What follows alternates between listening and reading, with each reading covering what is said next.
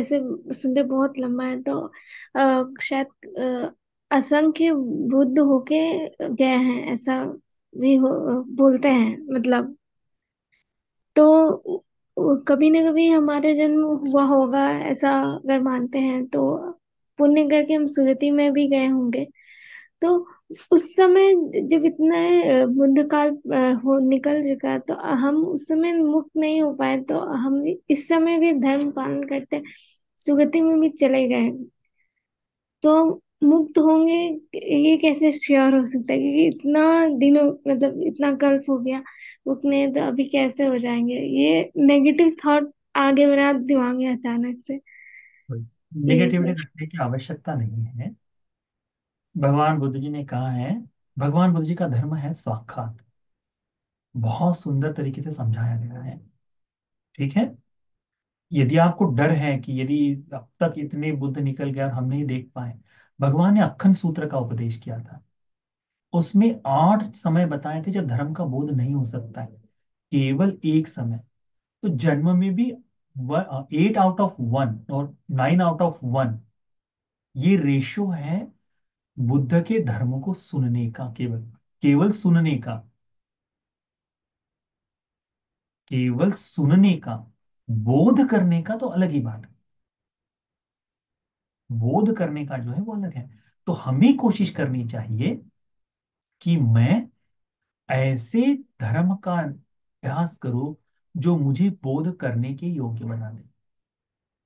हम जो सूत्रों का अभ्यास कर रहे हैं, ये सूत्र का अभ्यास केवल इसलिए है कि जब ये सूत्र चिंतन में चलते रहेंगे, जानते रहेंगे, सुनते रहेंगे, तो यदा कदा जब हमें ये पुनः सुनने को आए, तो वो बोध जागने की इच्छा जागे, तो बोध हो पाए, तो जान जाए। देखो भगवान के समय में अनेक बार बोधिसत्व, जब बोधिसत्व थे हमारे बुद्ध, तो बोधिसत्व के समय में अनेक लोग जन्म लिए, अनेकों को कल्याण के लिए, अनेकों के धर्म के लिए सहायता किए। इन लोगों में से कुछ लोग, अब भगवान बुद्ध जी जहाँ हैं, उस समय में जन्म लिए, धर्म को सुना और तुरंत मुक्त हो गए। परंतु उसके लिए पारमिताओं की पूर्ति करते समय से धर्म सुनते आ रहे हैं।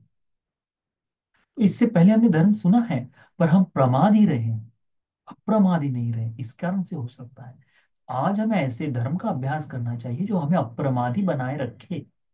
तो वो कोशिश करो, उससे है। क्योंकि बुद्ध का धर्म का व्याख्या जो है, भगवान के धर्म की व्याख्या क्या है? स्वाख्यातो भगवता धम्मो संदिग्धिको अकालिको एहिपस्थिको ओपनयिको पश्चत्तंग वेदितव्यो विन्युनीति। ये धर्म की व्याख्या है। और भगवान का कथन यथार्थ सत्य है। यदि भगवान ने धर्म की व्याख्या ये बताई है, इसका मतलब है हमें ये वास्तव में जो अभ्यास आज कर रहे हैं, ये व्यर्थ कभी नहीं जाता। ये जैसे का तैसे हमें फल देगा। हो सकता है कि अतीत में हम जब भगवान के सामने खड़े हो, तब हमारे पास जो 5 इंद्रिय धर्म हैं, वो इंद्रिय धर्म पूर्ण नहीं हुए होंगे। इंद्रिय धर्म ही नहीं है, तो कैसे हो सकता है?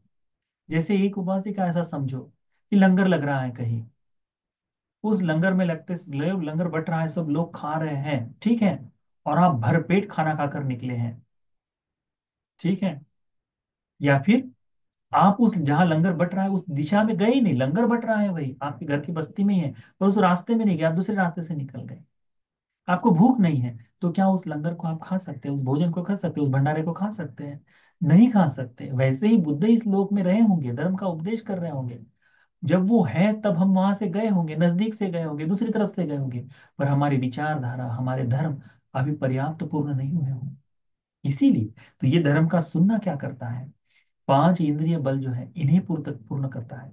इन 5 इंद्रिय बलों की, धर्मों की पूर्ति के साथ ही, इंद्रियों की पूर्ति के साथ ही धर्म को बोध करने का भाव पुख्ता हो जाता है और हम धर्म को प्राप्त कर सकते हैं। ठीक है, तो उसको ध्यान में रखो। अंतिम प्रश्न। वंदनामि बनते जी, बहुत अच्छी धम्म सुखी। देशना थी, आपको बहुत बहुत साधुकार। बनते जी, जैसे आपने भी बताया कि बुढ़ापे से जब मृत्यु की ओर व्यक्ति बढ़ता है और उसके पास कुछ नहीं है, तो वो अंतिम समय उसका जब आता है तो मुक्ति के लिए उसको पुण्य का स्मरण करना चाहिए। वो बुढ़ापे में तो बनती जी वैसे भी नहीं याददाश्त थोड़ी कम होते चलती है, तो क्या इतनी स्मृति बनती है कि मुक्ति के लिए पुण्य का स्मरण करते कर सके नहीं मृत्यु में? नहीं नहीं नहीं, इस सूत्र में देवता ने कहा कि जब जी। मृत्यु सामने आए तो पुण्य करना चाहिए करके वो सुख देगा। बुद्ध कहते हैं कि सांसारिक भोगों की कामना को त्यागना चाहिए निर्वाण की प्राप्ति के लिए। ये बुढ़ापे में संभव है उस व्यक्ति के लिए जिसने धर्म को लंबे समय से सुनकर रखा है। सांसारिक भोगों को त्यागने की इच्छा जो है, तो मन को तैयार कर कर धीरे धीरे, ये सब अनित्य है, सब नश्वर है, सब समाप्त हो जाएगा, मैं इन्हें धीरे धीरे त्याग, इनके प्रति जो आलम्बन है, बंधन जो बांधी है, गांठें जो बांधी है, इनको धीरे धीरे तोड़ने का काम करना चाहिए। उसके लिए पुण्य के स्मरण की आवश्यकता है। उसके लिए आवश्यकता है निर्वाण की प्राप्ति के लिए धर्म जैसे भी प्राप्त हो उसका अनुभव करना चाहिए। उसके लिए सबसे बढ़िया उदाहरण हो सकता है बहुपुत्री का माता का। बहुपुत्री के माता का धम्मपद में, अट्ठ कथाओं में वर्णन आता है। उसमें कहा गया कि 7 पुत्र 7 पुत्रियां हैं करके। और होता ऐसा है कि 7 पुत्रों के पास रहते, सबकी शादी वगैरह हो जाने के बाद, पति का देहांत हो जाने के बाद, सब धन संपत्ति अपने बच्चों के नाम करवा देने के बाद, माँ जो है एक बेटे से दूसरे बेटे के घर, दूसरे से तीसरे करते करते सबके घर में चली जाती है। और कुछ कुछ दिनों में, सब शुरुआत में तो बहुत सब सत्कार करते हैं, धीरे धीरे तकलीफ होती है। तो कहती है कि अब मैं अंतिम बेटे के यहाँ या अंतिम बेटी के यहाँ जा रही थी, तो वहां से जाते समय लौट कर आ गई। और जहाँ भिक्षुनियां है उस विहार में जाकर रुकी। वहां रुककर, बूढ़ी है पर भिक्षुनियों को देखा इसलिए सेवा करना शुरू कर दी। धीरे धीरे भिक्षुनियों के सामने रहते समय, सेवा करते समय हुआ यह कि भिक्षुनियों ने पूछा, क्या तुम्हें भिक्षुनी बनना है, प्रवजित होना है? तो कहती है यदि अनुमति हो तो कर लूंगी। तो दे देते हैं, अनुमति हो जाती है। भिक्षुनी जब दूसरों के घर में भोजन के लिए जा रही है, तो जिस भिक्षुनी संघ में है वहां पटाचारा थेरनी है। बताते समय दुख के बारे में बताती है, इस दुख दुख को दूर करने के मार्ग के बारे में बताती है। विनयधर है पटाचारा, वो बताती है। तो ये जो बूढ़ी अम्मा है जो अभी भिक्षुनी बन गई, ये क्या करती है, धर्म को सुनकर वापस आती है। आकर भोजन के बाद सब कुछ सारी सेवा करके, अभी विश्राम ले रही है ऐसा समझो, बिल्कुल नई भिक्षुनी है ऐसा समझो, तो उम्र मायने नहीं रखती। वह भी धर्म को पाई समझी भी नहीं है, तो वो क्या करती है, साफ सफाई सब हो जाने के बाद, सब कुछ खत्म हो जाने के बाद, ध्यान के लिए बैठ नहीं सकती क्योंकि शरीर साथ नहीं देता, बूढ़ा हो गया है, नहीं देता। सेवा तो कर ली, उसका आनंद है, परंतु सुनी है दिन में दोपहर में धर्म की बात सुनी है, उसका अभ्यास कैसे करें? तो पहले बड़े बड़े खंबे हुआ करते थे विहार के लिए, है ना, बड़े बड़े पिलर बनाए जाते थे। तो उस पिलर को ऐसा हाथ लगाती है और उस पिलर के चारों तरफ घूमती घूमती चिंतन करती है। क्या करती है? ये करती है कि आज बंती जी ने, आज भिक्षुनी ने बताया, अनित्य ये है, ये दुख है, ये अनात्म है, मेरा भी शरीर इसी दुख अनात्म से बना हुआ है, मैं कब अनुभव करूंगी? करते करते करते करते पता ही नहीं चला कि कब अनंत हो। श्रोता बनस प्रकार। पुण्य का स्मरण नहीं किया, बेटों को जो संपत्ति लिख कर दी थी वो खत्म हो गई, बेटियों को जो दे दिया सब खत्म हो गया, अब क्या चिंतन कर रही है?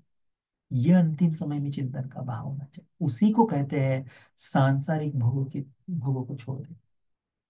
घर में भी सेवा करती थी सबकी, यहाँ भिक्षुनी संघ की सेवा कर रही है, परंतु भाव क्या है? वो वो भाव है कि बोध कर लो।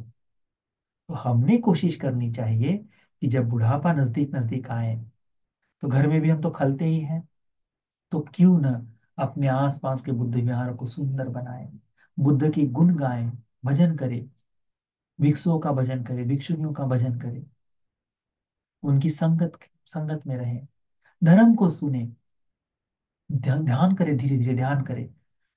पैर दर्द दे रहे हैं तो कुर्सी पर बैठ जाएं, वहां दर्द दे रहा है तो थोड़ा सा लेट जाएं, फिर उठ जाएं, संक्रमण साधना कर ले, थोड़ा चलने की कोशिश कर ले, जैसे तैसे हो, धीरे धीरे मन से निकाल दे। उसका लेन देन बाकी सब देख लेंगे बच्चे, हमारे चलने के बाद भी चलते रहेगा। मोह जो है इनके प्रति धीरे धीरे त्यागते रहे। मुश्किल काम है, हम बोल तो रहे हैं, बड़ा मुश्किल काम है, परंतु करने से ही होगा। तो पुण्य के सोचने की आवश्यकता नहीं, पुण्य तो है ही। मुक्ति के लिए सांसारिक बंधन जो बांध रहे हैं उसको तोड़ने के लिए भगवान ने बताया। यदि कोई पुण्य को स्मरण करता है तो वो मुक्ति के लिए नहीं होगा, वो सुगति के लिए होगा, वो सुख भोगने के लिए होगा। ठीक है, तो ये दोनों तरह के मार्ग दोनों तरह से काम कर सकते हैं। धर्म का अधिक अधिक अभ्यास किया है तो मुक्ति भी संभव हो सकती है, या फिर उत्तरोत्तर मार्ग भी मिल सकता है।